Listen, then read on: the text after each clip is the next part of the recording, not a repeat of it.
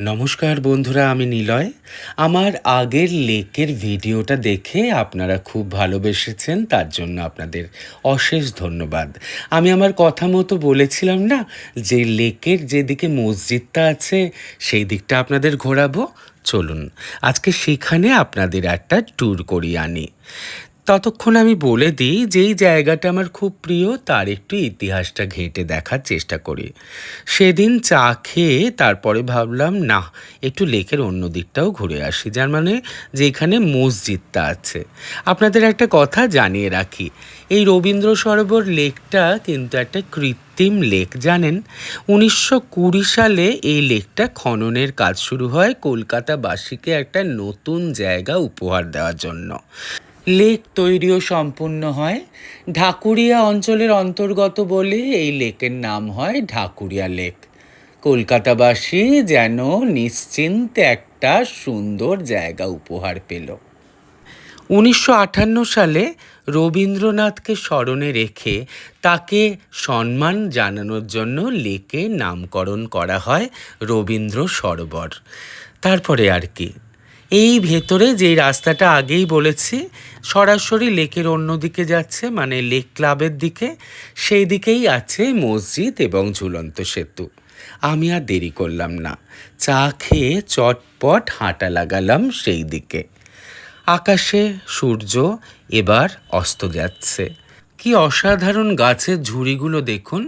আমি ঠিক নামটা বলতে পারবো না, তবে আপনাদের নামটা জেনে বলতে পারি, আর আপনারাও জানাবেন তো নামটা কি।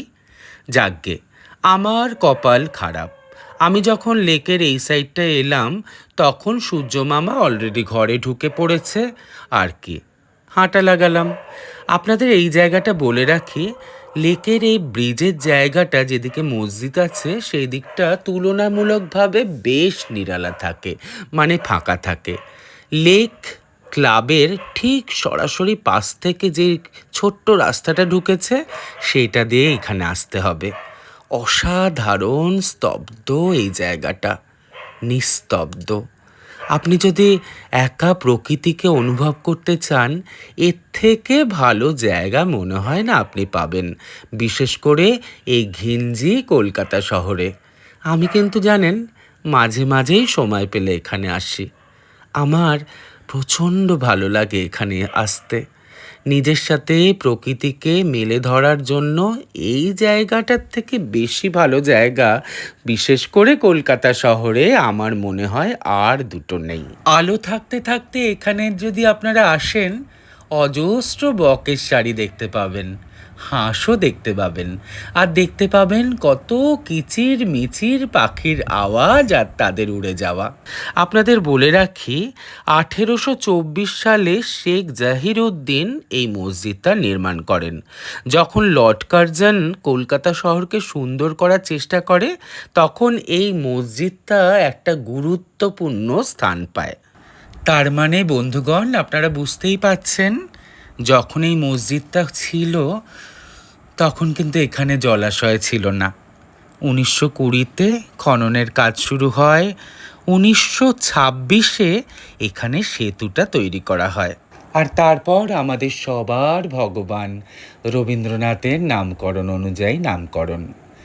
সকাল বিকেল মুসলিম ভাইরা কি সুন্দর নামাজ পড়তে আসে এখানে। তাদের নামাজের শব্দ আর প্রকৃতি মিলেমিশে যেন একটা অন্যরকম রূপ নেয়। মসজিদের ভেতরে ক্যামেরা নিয়ে ঢোকা অ্যালাউ নেই, তাই ছবিটা দেখাতে পারলাম না, কিন্তু বিশ্বাস করুন কি চরম শান্তি সেখানে। চারিদিকে খোলা প্রকৃতি, মধ্যিখানে একটা মসজিদ। আমাদের ঈশ্বর, আমাদের ভগবান, আমাদের আল্লাহ তো এক, তাই না? উনি যেন আদি অনন্ত ব্রহ্মাণ্ডের মাঝে অজানা অচেনা একটা শান্তি স্পর্শ। ব্লগটা ভালো লাগলে অবশ্যই জানাবেন কিন্তু। আর আপনারা খুব ভালো থাকবেন আর সবাইকে ভালো রাখবেন। আবার দেখা হবে। বিদায়।